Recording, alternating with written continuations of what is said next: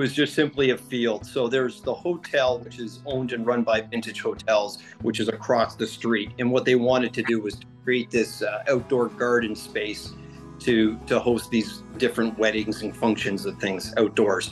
So there is an event barn that was constructed and built on the property, but then our landscape component complemented that.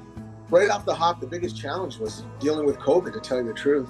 I mean, the project is large, but it was easy to orchestrate because once all the other trades were out of the way, we had the whole site to ourselves. But then you start drawing into the other problems where, some of your employees didn't want to come to work during COVID. So for those that showed up and participated in completing the job, some of them were doing the work with 2 people. The root ball in some of these trees would be similar to some people's car, about the same size of the Honda Civic.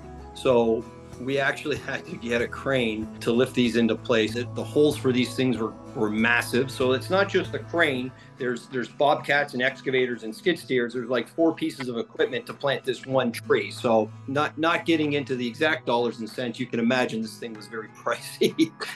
You can literally spend an afternoon just hanging around in that park area that we created. And in the wintertime, that there's an area that we have artificial turf that it gets removed and it opens up into an ice rink.